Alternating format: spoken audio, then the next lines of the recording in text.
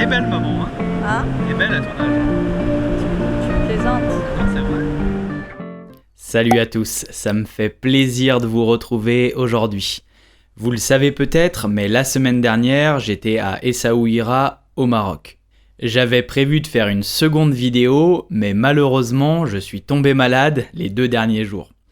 Je crois que j'ai un petit peu trop mangé. Comme j'ai vraiment envie de vous faire découvrir cette région, j'ai décidé de préparer cette nouvelle vidéo dans laquelle je vais vous raconter mon voyage et vous montrer toutes les belles images que j'ai filmées. Bien sûr, pour que vous progressiez en français, j'ai inclus 15 mots de vocabulaire dans leur contexte. Cette vidéo, c'est un nouveau concept pour moi, parce que c'est un mélange de compréhension orale et d'apprentissage contextualisé. Alors, si vous aimez ce contenu, eh bien, dites-le moi dans les commentaires, comme ça je pourrai créer de nouvelles vidéos régulièrement.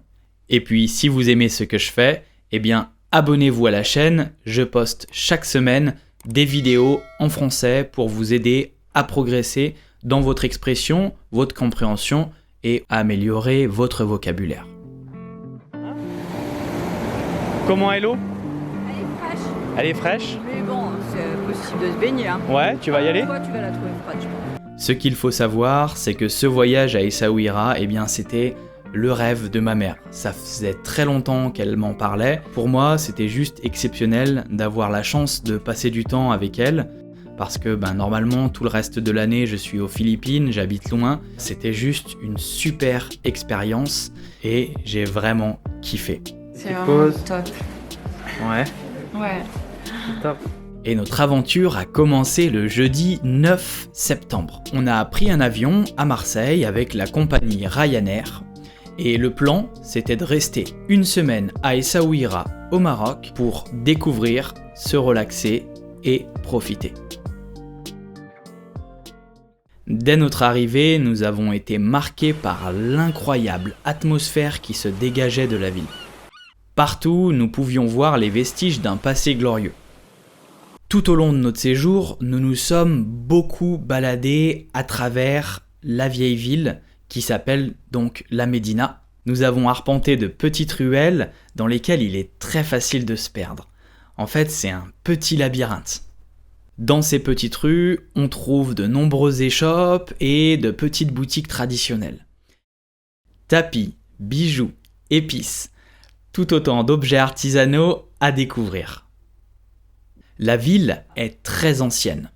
Certains bâtiments dans les lieux les plus touristiques sont rénovés, mais d'autres, un peu à l'écart, sont vraiment délabrés. Et ce contraste, eh bien, ça donne un peu du caractère à la ville, ça la rend exceptionnelle. Les fortifications sont impressionnantes et très bien conservées. D'ailleurs, des scènes de Game of Thrones ont été tournées à Essaouira au Maroc il y a quelques années. Le port est au cœur de la ville. Une atmosphère incroyable s'y dégage.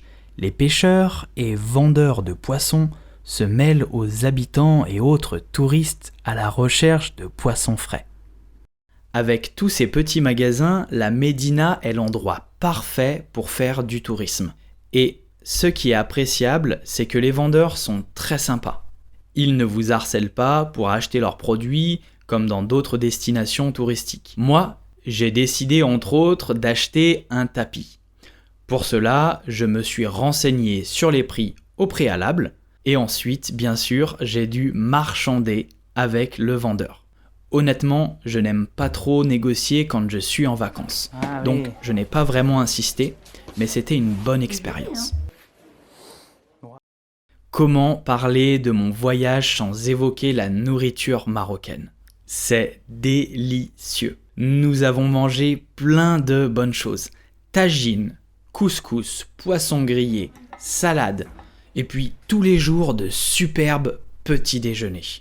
Une chose est sûre, les repas sont vraiment copieux. Vous trouverez des restaurants pour tous les budgets. Par exemple, chaque matin, on payait notre petit déjeuner 3 €. Ensuite, si vous voulez un plat traditionnel comme un tagine ou un couscous, vous allez payer environ 5 €. Et si vous voulez quelque chose de plus raffiné dans un restaurant un petit peu à la mode, Ça sera environ 15 ou 20 € par personne. Si vous êtes fatigué par la ville et son agitation, vous pouvez vous rendre à l'océan. Il y a une plage toute proche. Ce que je vous conseille, c'est d'y aller le matin à marée basse. Ça a encore plus de charme et on peut marcher le long de l'océan pendant des kilomètres. Avec ma mère, nous avons fait une excursion d'une journée à travers l'arrière-pays. En effet, à côté d'Essaouira, il y a quelques endroits très sympathiques à découvrir. Tout d'abord, nous sommes allés à Bat. C'est un endroit que les gens là-bas appellent le village des hippies parce que Jimi Hendrix, le célèbre rocker, y est resté quelque temps et a composé des musiques. Ensuite, on est allé à Sidi Kaouki. Alors, Sidi Kaouki, c'est une petite station balnéaire au sud d'Essaouira. Là-bas, c'est un peu le paradis des surfeurs. Les vagues y sont plus grosses et les panoramas exceptionnels. Après cette jolie étape, nous avons terminé notre journée aux cascades de Sidi Mbarek. Bon, malheureusement, on n'est jamais chanceux avec les cascades, il n'y avait presque plus d'eau.